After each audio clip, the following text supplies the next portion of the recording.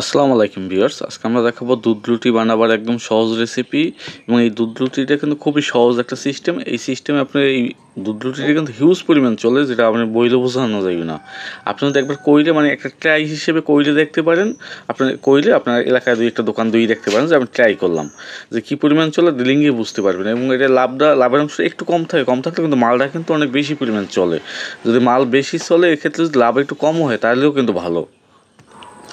আপনি পিস কাটা রুটিগুলো আপনি যখন বেকারি থেকে আপনার যে 100 টাকার একটা রুটি যদি হয়, ওই 100 টাকার একটা রুটিরে আপনার গিয়ে 20 পিস করে আনবেন। আপনার এগুলো কিন্তু ওই মানে যেখানে বেকারি থেকে কিন্তু কাইটে দেয় ওনরা, আপনি যে হিসেব করে বলবেন ওই হিসেব করে কাইটে দেবে।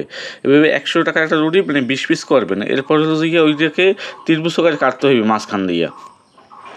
এরপর একটা রুটিতে 16 গ্রাম করে আপনার যে কন্ডেন্স মিল্ক দেবেন। আপনার যে 400 গ্রাম কন্ডেন্স মিল্কের দাম কিন্তু 100 টাকা, এই হিসেবে মানে 16 গ্রামের দাম হয় 60 টাকা। আপনার এইভাবে হিসেব করে তারপরে এগুলো কাজটা করবেন।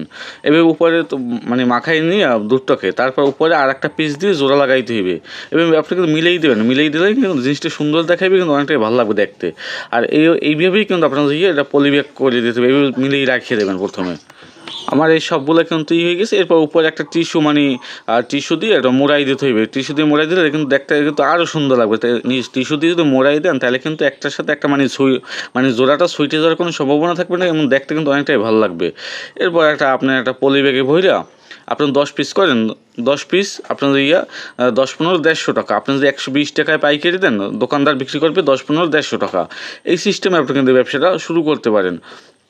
এবং এই ব্যবসাটা যদি আপনি শুরু করেন, এটা কিন্তু প্রথমে আপনি একটা দোকানে মানে আপনার এলাকায় কিছু দোকানে দিয়ে ট্রাই করতে পারেন। দুই একটা দোকান দিয়ে যে ভাই এতে তো আর মানে আপনার লস হওয়ার তো কোনো চান্সই নেই। আপনি দিয়ে টেস্ট করতে পারেন যে একটা দুধ আনবেন এবং একটা রুটি আনবেন।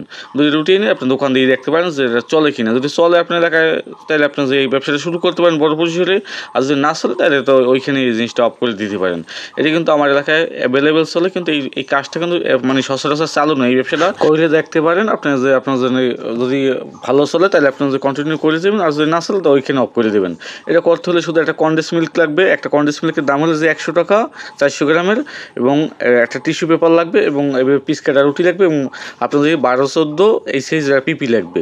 আপনার এই সামান্য জিনিসগুলো হলে গিয়ে আপনার যদি ব্যবসা শুরু করতে পারেন। আপনার যদি এক পিস রুটি যদি 5 টাকা হয়, এবং 16 গ্রাম যদি দুধ দেন, তার 16 গ্রাম দুধের দাম হচ্ছে 4 টাকা, 5 আর 9 টাকা। টিস্যু এবং আপনার যে পলি ব্যাগ, এই দুইটা মিলে হচ্ছে 50। এই জন্য 9 টাকা 50 পয়সা। আপনি যদি এটা 12 টাকা পাইকারি দেন, দোকানদার 15 টাকা বিক্রি করবে। এই সিস্টেমে এই ব্যবসাটা আপনি করতে পারেন। আপনি করে টেস্ট করতে পারেন একটা প্রথমবার। যদি চলে তাই আপনি কন্টিনিউ করে দিতে পারেন, আর যদি না চলে তো ওইখানে অফ করে দেবেন। দেখতে কিন্তু অনেকটাই ভালো লাগে। আমি এটাকে কিন্তু একেবারে বিক্রি পর্যন্ত করে দেখাইতেছি, এবং এইটা কিন্তু চলে গেছে আপনার 7 থেকে 8 ঘন্টা লাগছে দুই ফেল রুটি বিক্রি করতে আমার।